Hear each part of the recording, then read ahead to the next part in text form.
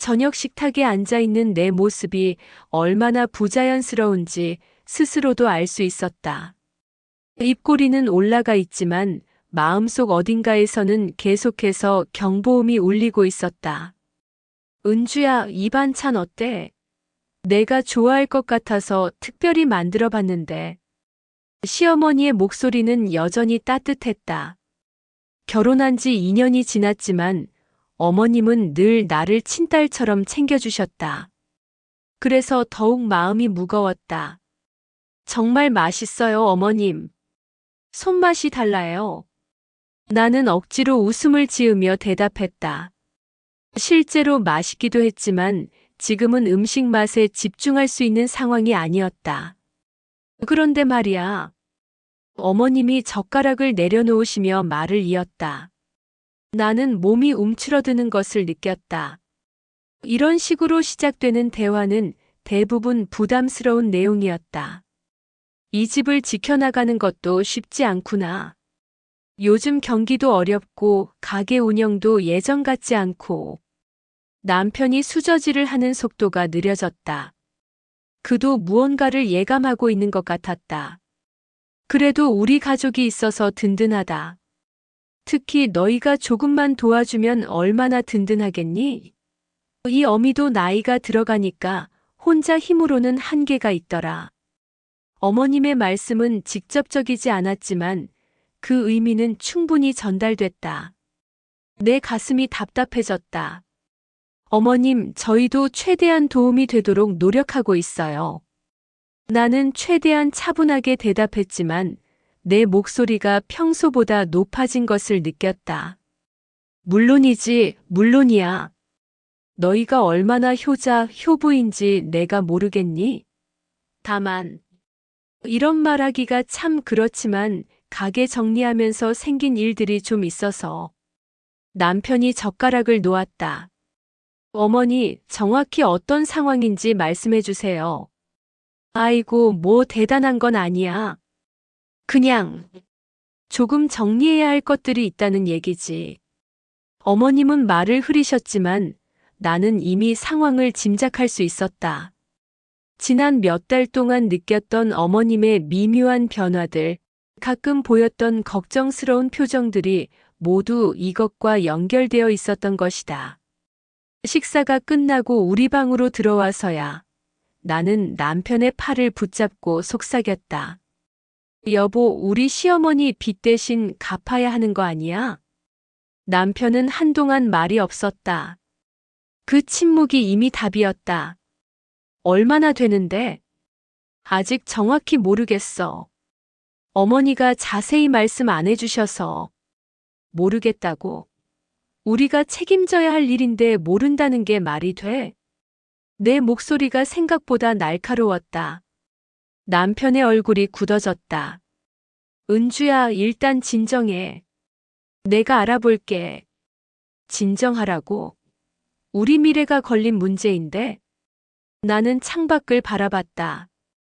평소 같으면 평화로워 보였을 시댁의 마당이 오늘은 왠지 답답해 보였다.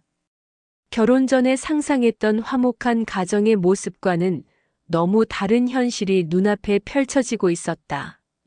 과연 우리는 이 상황을 어떻게 헤쳐나갈 수 있을까? 그리고 정말로 시어머니의 빚을 우리가 떠안아야 하는 걸까? 침대에 누워서도 잠이 오지 않았다. 머릿속에는 온갖 숫자들이 돌아다녔다. 우리의 월급, 생활비, 대출금, 그리고 이제 추가될지도 모르는 빚의 규모. 이것이 과연 끝일까 아니면 시작일까? 다음 날 아침 나는 남편이 출근 준비를 하는 동안 더 이상 참을 수 없어서 다시 물었다. 여보, 어제 그 얘기 계속해야겠어. 정확히 얼마나 되는 거야? 남편은 넥타이를 매다가 손을 멈췄다. 은주야, 내가 알아서 할 테니까 너무 걱정하지 마. 괜찮을 거야. 알아서 한다고. 우리 둘이 같이 살아가는 건데 나 혼자만 모르고 있어야 하는 거야? 나는 목소리를 낮춰서 말했지만 속은 이미 끓어오르고 있었다. 그게 아니라 아직 정확한 금액을 파악하지 못했어. 어머니가 워낙 말을 안 하시니까. 그럼 물어봐야지. 우리가 책임져야 할 일인지부터 확실히 해야 하잖아. 남편이 한숨을 쉬었다. 그 한숨 소리에 나는 더욱 불안해졌다. 얼마나 되는지도 모르면서 어떻게 괜찮다고 말할 수 있어? 일단 내 월급으로 어떻게든 해볼게. 내가 스트레스 받을 필요는 없어. 그의 월급으로 어떻게든 해본다고. 나는 머릿속으로 빠르게 계산하기 시작했다. 남편의 월급 320만 원. 우리 집 전세 대출 월 상환액이 85만 원. 생활비가 대략 150만 원. 그러면 남는 돈이 85만 원 정도. 거기서 시어머니 빚까지 갚는다면? 만약 빚이 몇 천만 원 단위라면 우리는 앞으로 몇 년을 허리띠 졸라매며 살아야 할 것이다. 아니, 어쩌면 내가 일을 더 해야 할지도 모른다. 내 월급도 있잖아. 나도 모르게 입에서 나온 말이었다. 무슨 소리야? 내 월급은 내가 쓰는 거야. 무슨 내 돈이 따로 있어? 우리 부부잖아. 그렇긴 하지만 남편의 표정이 복잡해졌다. 나는 그의 마음을 읽을 수 있었다. 그는 어머니의 빚을 아내인 내게까지 떠넘기고 싶지 않았던 것이다. 그 마음은 고마웠지만 현실적으로는 불가능한 일이었다. 준호야, 우리 솔직하게 얘기하자. 나는 식탁에 앉아서 계산기를 꺼냈다. 우리 월 수입이 총 420만 원이야. 고정 지출이 235만 원. 그럼 185만 원이 남아. 거기서 용돈, 비상금, 적금까지 빼면 실제로는 100만 원도 안 남아. 남편이 내 옆에 앉았다. 그런데 여기서 어머니 빚을 갚으려면 얼마나 되는지에 따라 다르겠지만 우리 생활이 완전히 달라질 수 있어. 은주야, 나는 어머님을 미워하는 게 아니야. 정말 힘든 상황이라는 것도 이해해. 하지만 우리도 이제 막 시작한 부부잖아. 우리 미래도 생각해야 하는 거 아니야? 남편은 한동안 말이 없었다. 우리가 만약 아이를 가지게 되면, 집을 사려고 하면, 그때도 어머니 빚 때문에 포기해야 하는 거야? 그런 일은 없을 거야. 어떻게 장담해? 지금도 정확한 상황 파악이 안 되고 있는데. 나는 계산기를 보면서 답답함을 느꼈다. 숫자는 거짓말을 하지 않는다. 우리의 경제적 여유는 생각보다 많지 않았고, 만약 시어머니의 빚이 큰 규모라면 우리의 계획은 모두 미뤄져야 할 것이다. 그럼 어떻게 하자는 거야? 남편이 조심스럽게 물었다. 일단 정확한 금액부터 파악하자. 그리고 우리가 도울 수 있는 선에서 도움을 드리되 우리 생활까지 무너뜨릴 순 없다는 것도 분명히 하자. 어머니한테 그런 말을 어떻게 해? 사실대로 말하는 거야. 우리도 이제 막 시작한 가정이고 우리만의 계획이 있다고. 남편의 얼굴이 어두워졌다. 그는 효자였고 어머니를 실망시키고 싶어 하지 않았다. 하지만 나도 이제 그의 아내였고 우리에게도 지켜야 할 것들이 있었다. 시댁과의 거리를 두자는 게 아니야. 다만 우리가 감당할 수 있는 범위에서 도움을 드리자는 거지. 그날 남편이 출근한 후 나는 혼자 집에 앉아서 계속 생각했다. 어머님을 사랑하지만 내 인생도 소중했다. 우리 부부의 미래도 지켜야 했다. 과연 이런 내 마음이 너무 이기적인 걸까? 며칠 후 나는 시어머니와 단둘이 앉을 기회가 생겼다. 남편이 야근으로 늦는다고 해서 어머님이 저녁을 함께 하자고 하신 것이다. 은주야, 요즘 내가 너희한테 부담을 주는 것 같아서 미안하다. 어머님의 첫마디였다. 나는 수저를 든 손이 멈췄다. 무슨 말씀을 그렇게 하세요? 아니야, 정말 미안해. 내가 이렇게 될 줄 알았다면. 어머님의 목소리에 한숨이 섞여 있었다. 나는 처음으로 어머님의 입장에서 생각해 보려고 했다. 어머님 가게 일이 그렇게 어려우셨어요? 은주야. 어머님이 젓가락을 내려놓으셨다.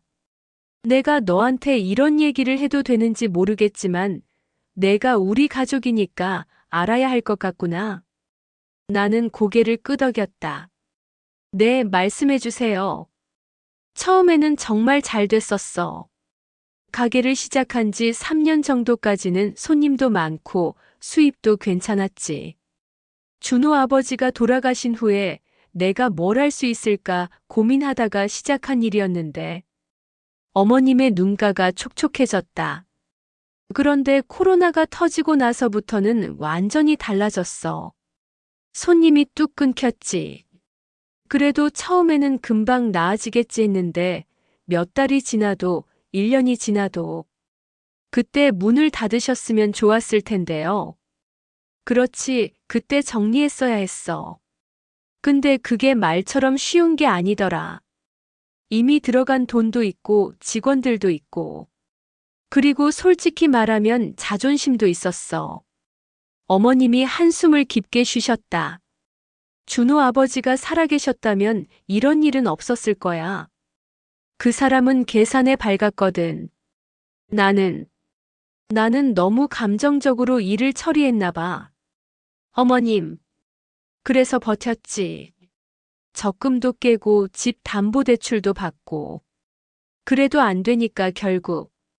어머님이 말을 멈추셨다. 사채를 쓰셨어요? 나의 목소리가 떨렸다.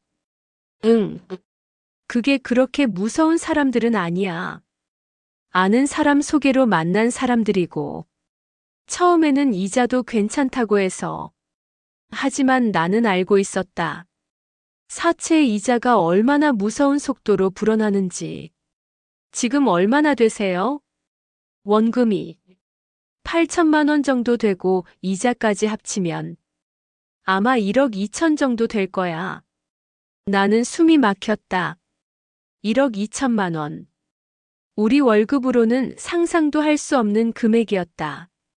매달 이자만 얼마나 나가는데요? 한 달에 600만 원 정도. 나도 알아. 이게 얼마나 말이 안 되는 상황인지.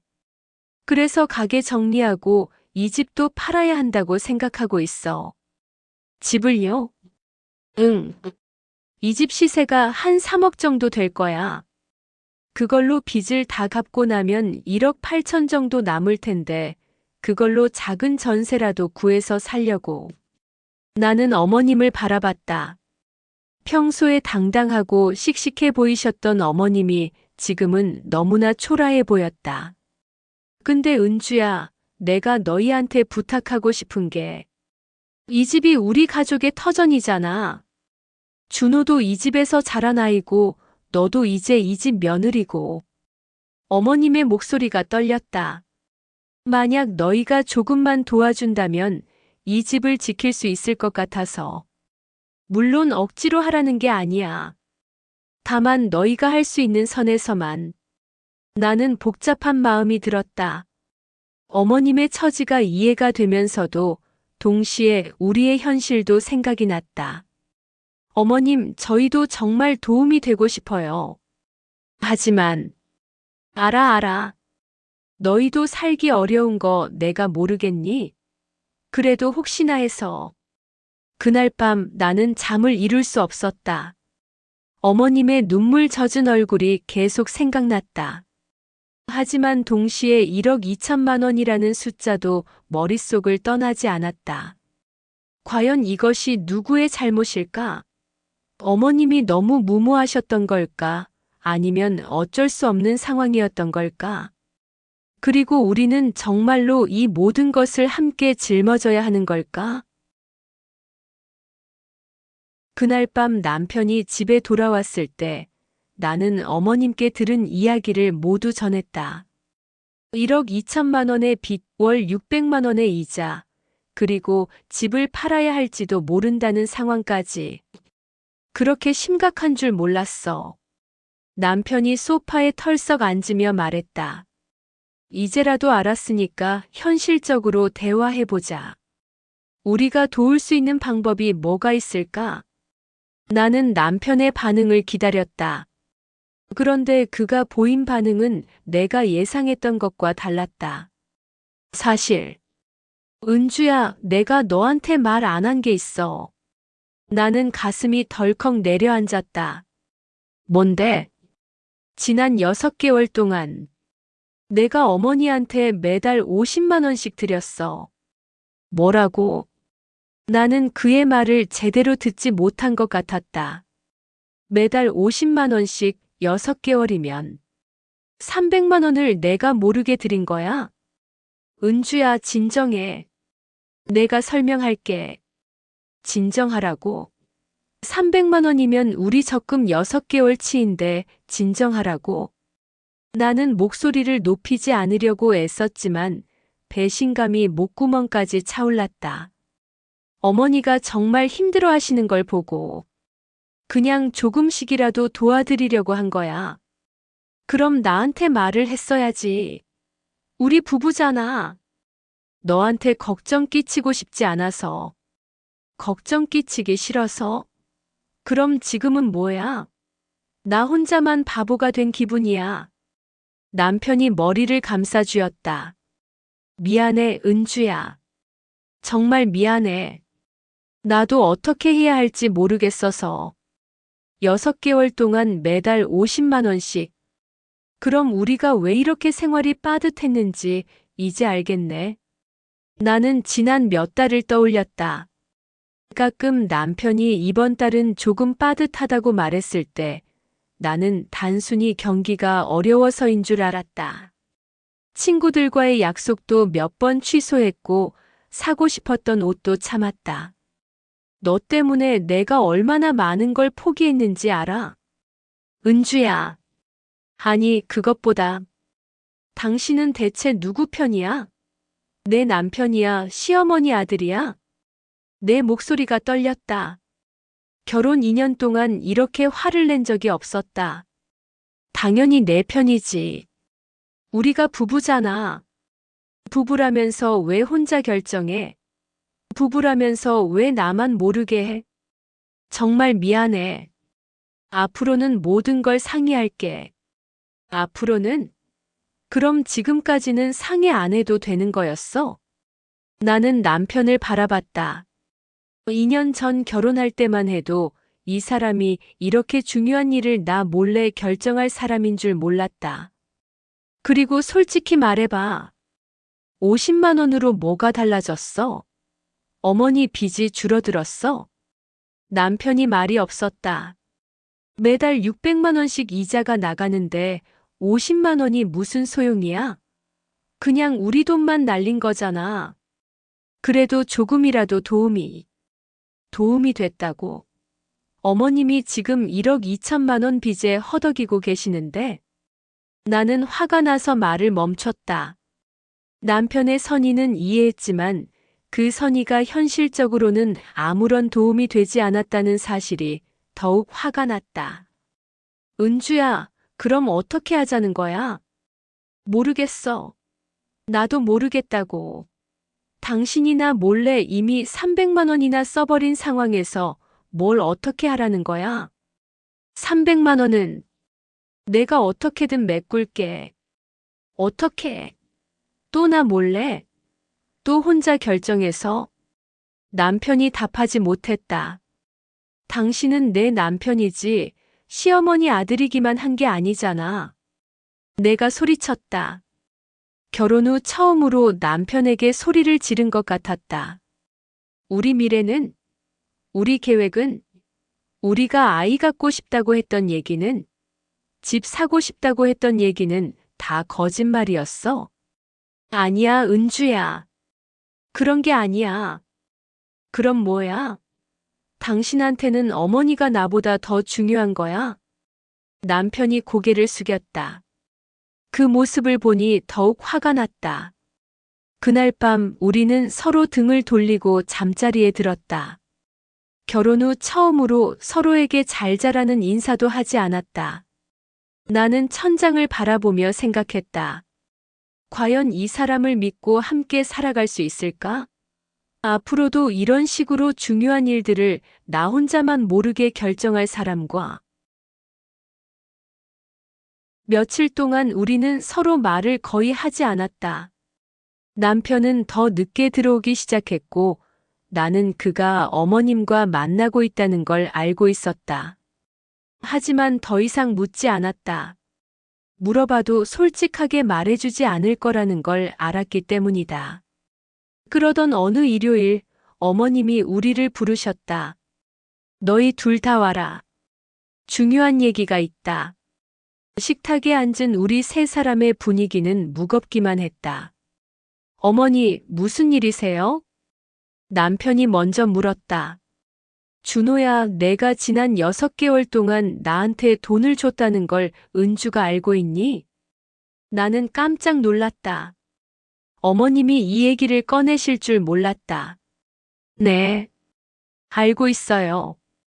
남편이 작은 목소리로 대답했다. 은주야, 미안하다. 내가 그걸 받으면 안 됐는데. 어머님 괜찮아요. 이미 지나간 일이에요. 나는 최대한 담담하게 말했지만 속은 복잡했다. 아니야, 괜찮지 않아. 너희 둘이 싸우는 걸 보니까 내가 너무 죄스러워서 견딜 수가 없더라. 어머님의 목소리에 떨림이 있었다. 그래서 생각해봤는데 나는 이 집을 팔 거야.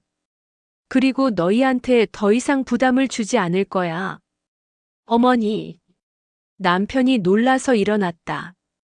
안 돼요, 어머님. 이 집은 우리 가족의 보금자리잖아요. 보금자리라고? 이 집 때문에 너희 부부가 싸우는데?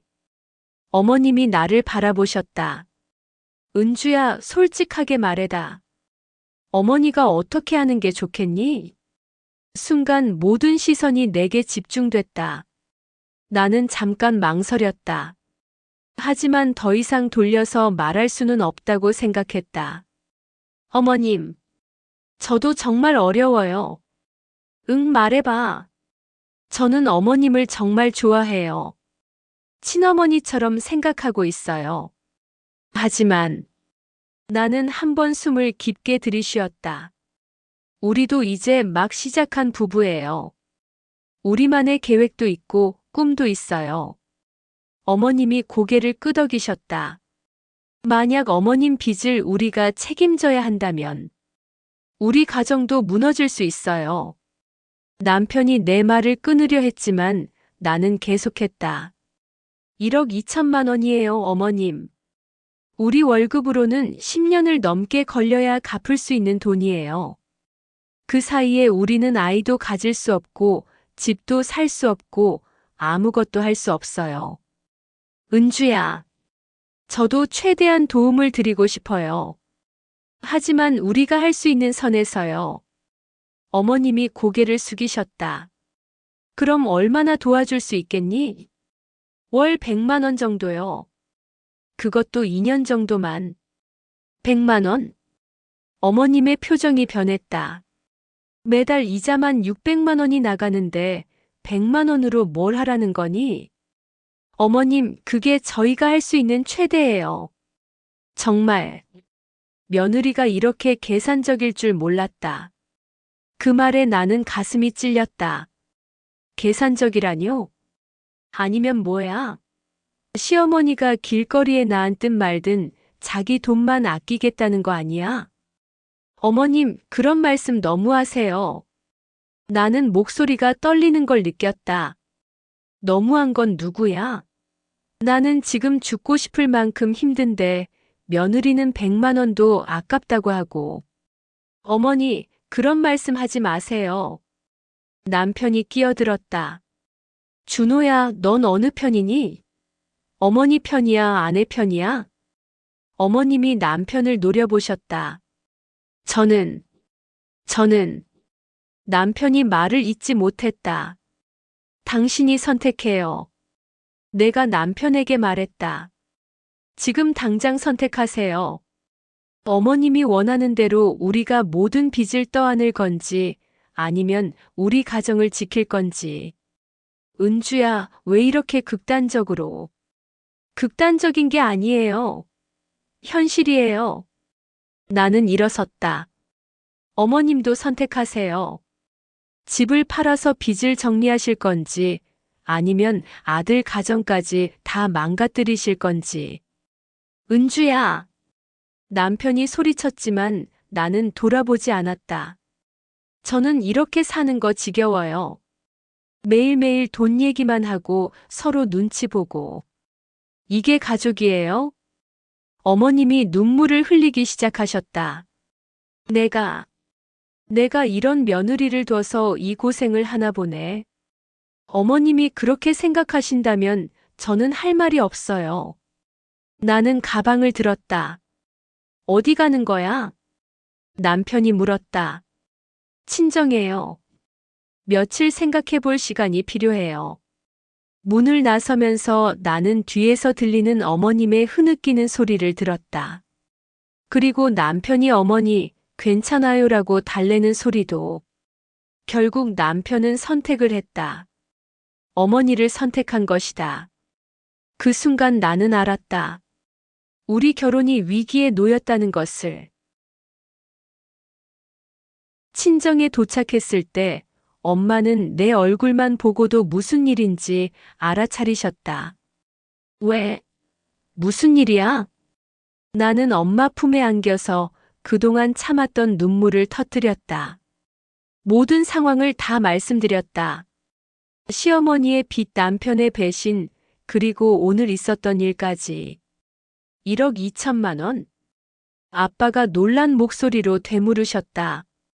어휴, 그게 말이 되니? 갓 결혼한 애들한테 그런 빚을 떠넘기다니. 엄마가 혀를 찼다. 은주야, 넌 잘못한 게 하나도 없어. 정말요? 제가 너무 이기적인 건 아니에요? 이기적이라고. 천만에. 그게 당연한 거야. 너희 살림부터 챙겨야지. 아빠도 고개를 끄덕이셨다. 은주야, 아빠가 경험으로 말하는데 돈 문제는 정말 무서운 거야. 한번 발을 들여놓으면 빠져나오기가 힘들어. 그럼 저는 어떻게 해야 해요? 선을 그어야 해. 명확하게. 도와줄 수 있는 만큼만 도와주고 그 이상은 절대 안 된다고 해야 해. 엄마의 말씀이었다. 시어머니가 서운해하시겠지만 그건 어쩔 수 없는 일이야. 내 인생이 먼저야. 그날 밤 나는 친정에서 하루를 보내면서 많은 생각을 했다. 시댁과 친정의 분위기가 이렇게 다를 수가 없었다. 시댁에서는 가족이니까 당연히 도와야 한다는 분위기였지만 친정에서는 내 살림부터 챙겨라는 분위기였다. 어느 쪽이 맞는 걸까? 다음 날 오후 남편에게서 전화가 왔다. 은주야, 집에 와. 우리 얘기해야 해. 거기서 얘기하면 안 돼요? 아니야, 우리끼리 얘기하자. 어머니는 잠깐 나가셨어. 나는 무거운 마음으로 시댁으로 돌아갔다. 어머니가 많이 우셨어. 남편의 첫 마디였다. 그래서요? 은주야, 우리가 너무 냉정했던 것 같아. 냉정하다고요? 나는 어이가 없었다. 당신은 아직도 모르는구나. 뭐가 냉정한지. 어머니가 그렇게 힘드신데. 당신 어머니만 힘들어요? 나는 힘들지 않아요? 남편이 말이 없었다. 매일 밤 잠 못 들고 우리 미래 걱정하고 당신이 나 몰래 돈 주는 걸 알았을 때 얼마나 배신감 느꼈는지. 그건 힘든 게 아니에요? 그건 미안해. 미안하다고 달라지는 게 있어요? 당신 어머니는 여전히 1억 2천만 원 빚이 있고 우리는 여전히 그걸 어떻게든 해결해야 하는 상황이고.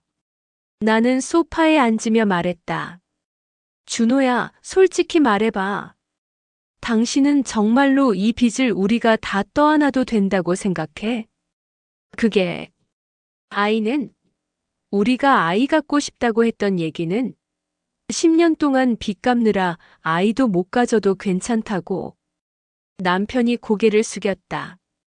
그리고 집은 우리가 꿈꿨던 우리만의 집은 포기해도 괜찮다고. 은주야, 당신이 어머니를 사랑하는 마음은 이해해요. 나도 어머님을 좋아해요. 하지만 그 사랑이 우리 미래보다 더 중요한 거예요? 남편이 한참 만에 입을 열었다. 그럼 어떻게 하자는 거야? 어머니를 그냥 내버려 둘 수는 없잖아. 내버려 두자는 게 아니에요. 우리가 할 수 있는 선에서 도와드리자는 거예요. 100만 원으로는 턱없이 부족해. 그럼 어머님이 집을 파셔야죠. 이 집이 어머니한테 얼마나 소중한 곳인데. 당신한테 묻고 싶어요. 이 집이 우리 미래보다 더 소중해요? 남편이 대답하지 못했다. 그 침묵 속에서 나는 확신했다. 당신은 아직도 선택을 못하고 있구나. 은주야, 왜 꼭 선택을 해야 해? 다른 방법은 없을까? 없어요. 현실적으로 불가능해요. 그 순간 현관문이 열리는 소리가 들렸다. 어머님이 돌아오신 것이다. 어머니 오셨네. 남편이 일어섰다. 어머님. 나도 인사를 드렸다. 하지만 어머님은 내게 인사를 받아주지 않으셨다. 준호야, 어머니가 결정했다. 무슨 결정이세요? 집을 팔 거야. 그리고 빚을 정리하고 작은 곳에서 혼자 살 거야. 남편이 놀랐다. 어머니, 그러시면 안 돼요. 안 되긴 뭐가 안 돼? 며느리가 원하는 게 그거 아니야? 어머님이 나를 째려보셨다. 어머님, 이제 와서 뭔 말을 하려고? 내 마음은 충분히 알았어. 그 순간 나는 깨달았다. 돈이라는 것이 얼마나 무서운 것인지, 그것이 가족의 사랑마저도 변질시킬 수 있다는 것을. 어머님의 차가운 눈빛을 보면서 나는 우리 가족이 이미 돌이킬 수 없는 지점을 넘어섰다는 것을 느꼈다. 그날 밤 어머님이 집을 팔겠다고 선언하신 후 며칠이 지났다. 남편과 나는 서로 다른 방에서 잠을 자기 시작했다. 대화다운 대화도 하지 않았다. 집안의 분위기는 얼어붙어 있었다. 어머님은 이미 부동산에 연락을 하셨다고 했다. 그 말을 들었을 때 나는 복잡한 감정에 휩싸였다. 이것이 내가 원했던 결과였을까? 그러던 어느 밤 남편이 내가 있는 작은 방에 들어왔다. 은주야, 우리 얘기 좀 하자. 나는 책을 덮고 그를 바라봤다. 뭐요? 이렇게 사는 거 힘들어. 너도 힘들고 나도 힘들어. 그래서요? 우리 다른 방법을 생각해보자. 나는 한숨을 쉬었다. 또 다른 방법이요? 지금까지 얼마나 많은 다른 방법을 얘기했는데요. 이번엔 진짜야. 내가 진짜 결단을 내릴게. 남편이 내 앞에 앉았다. 은주야, 솔직히 말할게. 나도 어머니를 버릴 수는 없어. 내 가슴이 덜컥 내려앉았다. 그럼 결국 어머니를 선택하겠다는 거네요. 아니야, 그게 아니라. 들어봐. 남편이 내 손을 잡았다. 나는 그 손을 뿌리쳤다. 어머니는 내가 태어나서 지금까지 키워주신 분이야. 아버지 돌아가신 후에 혼자서 나를 대학까지 보내주셨어. 그래서요? 그래서 우리가 평생 그 은혜를 갚아야 한다는 거예요? 그런 게 아니야. 다만, 완전히 등을 돌릴 수는 없다는 거야. 나는 남편을 바라봤다. 2년 전 이 사람과 결혼할 때만 해도 우리가 이런 대화를 하게 될 줄은 꿈에도 몰랐다. 그럼 저는요? 저는 당신한테 뭐예요? 너는 내 아내야. 내가 가장 사랑하는 사람이야. 사랑한다고요? 정말요? 당연하지. 그럼 왜 선택을 못해요? 사랑하는 아내와 어머니 사이에서 왜 이렇게 갈등하세요? 남편이 대답하지 못했다. 준호야, 나한테 솔직하게 말해봐요. 당신한테는 어머니가 더 중요한 거 맞죠? 은주야, 왜 자꾸 선택하라고 해? 둘 다 소중한 사람인데. 둘 다 소중하다고요? 나는 목소리를 높였다. 그럼 우리 미래는? 우리가 꿈꿨던 것들은? 그것도 소중해요? 물론이지. 그럼 왜 포기하려고 해요? 1억 2천만 원을 우리가 떠안으면 우리 미래는 없어져요. 그렇게까지 안 될 거야. 안 될 거라고요? 당신은 아직도 현실을 모르고 있구나. 나는 일어섰다. 5월 600만 원씩 이자가 나가는 빚을 우리가 떠안으면 최소 10년은 빠듯하게 살아야 해요. 아이, 꿈도 꾸지 마세요. 그것도 포기해야 해요. 은주야. 그런데도 어머니를 버릴 수 없다고요? 그럼 저를 버리세요. 무슨 소리야? 이혼해요. 그럼 당신은 어머니와 함께 이 빚을 떠안고 살면 되고 나는 내 인생을 살면 되잖아요. 남편의 얼굴이 창백해졌다. 은주야, 그런 말 하지 마. 왜요? 어차피 당신은 선택을 못 하잖아요. 그럼 내가 선택할게요. 나는 옷장을 열어서 짐을 싸기 시작했다. 뭐 하는 거야? 짐 싸는 거 안 보여요? 나가는 거예요. 어디로? 친정이요. 거기서 이혼 준비할 거예요. 남편이 내 팔을 잡았다. 은주야, 제발. 이러지 마. 왜요? 이게 답이잖아요. 당신은 어머니 빚 갚으면서 효자로 살고 나는 내 인생 살고. 나는 너 없이는 못 살아. 그럼 선택하세요. 지금 당장. 나는 그의 눈을 똑바로 바라봤다. 어머니 빚을 우리가 떠안을 건지 아니면 어머님이 집을 팔아서 정리하시도록 할 건지. 지금 당장 선택하세요. 은주야, 좀 더 시간을. 시간 없어요. 이미 충분히 기다렸어요. 나는 가방을 들었다. 당신이 선택하지 않으면 나는 나 혼자 선택할 거예요. 은주야. 남편이 다급하게 불렀지만 나는 방문을 열고 나갔다. 거실에서 어머님과 마주쳤다. 어머님은 우리의 대화를 다 들으셨던 것 같았다. 어머님, 안녕히 계세요. 은주야, 너 정말 가는 거니? 네. 더 이상은 힘들어요. 어머님의 눈에 눈물이 고였다. 내가 너무 욕심이 컸나 보구나. 어머님, 가지 마라, 은주야. 어머니가 잘못했다. 하지만 나는 고개를 저었다.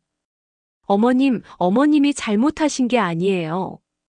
우리가 서로 다른 걸 원했던 거예요. 현관문을 열고 나서면서 나는 뒤를 돌아보지 않았다. 남편이 은주야 라고 부르는 소리가 들렸지만 나는 그냥 걸었다. 과연 내가 한 선택이 옳은 걸까? 하지만 더 이상 이런 식으로는 살 수 없었다. 선택의 밤이 지나고 나는 혼자가 되었다. 친정에서 일주일을 보낸 후 남편에게서 전화가 왔다.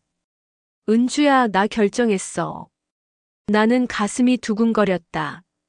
하지만 동시에 무서웠다. 그의 선택이 무엇일지. 어떤 결정이요? 집에 와서 얘기하자. 제발. 거기서 말해요. 은주야. 어머니가 집을 팔기로 하셨어. 정말로. 나는 잠시 말이 없었다. 그리고 나는 너를 선택할게. 무슨 뜻이에요? 어머니 빚은 어머니가 집 팔아서 정리하시고 우리는 우리 생활을 지키는 거야. 대신 어머니께는 매달 일정 금액만 생활비로 드리기로 했어. 나는 복잡한 마음이 들었다. 이것이 내가 원했던 결과였지만 왠지 마음이 무겁기만 했다. 얼마나요? 월 30만 원. 우리가 무리하지 않는 선에서. 그날 저녁 나는 시댁으로 돌아갔다. 어머님은 거실에 앉아 계셨다. 평소보다 많이 야위신 것 같았다. 어머님. 응, 왔구나. 어머님의 목소리는 예전과 달랐다. 따뜻함보다는 체념이 느껴졌다. 어머님 정말 집을 파시기로 하셨어요? 응, 이미 계약했다. 다음 달까지 나가야 해. 그럼 어디서 사실 건데요? 준호가 근처에 작은 원룸 하나 구해놨어. 거기서 살 거야. 나는 가슴이 아팠다. 이 넓은 집에서 혼자 작은 원룸으로 이사 가시는 어머님을 생각하니 마음이 무거웠다. 어머님, 죄송해요. 뭐가 미안하니? 제가 너무 냉정했나 봐요. 어머님이 나를 바라보셨다. 그 눈빛에는 원망도 있었지만 동시에 이해도 있었다. 아니야, 은주야. 내 말이 맞았어. 내가 현실적으로 생각한 거야. 하지만 내가 너무 욕심이 컸어. 아들한테, 며느리한테 너무 많은 걸 바랐나 봐. 어머님이 한숨을 쉬셨다. 사실 나도 알고 있었어. 1억이 넘는 빚을 너희한테 떠넘기는 게 말이 안 된다는 거. 근데 이 집에 대한 미련 때문에. 어머님, 이 집에서 준호를 키웠거든. 준호 아버지와 함께 살았던 추억도 있고. 그래서 끝까지 버티고 싶었나 봐.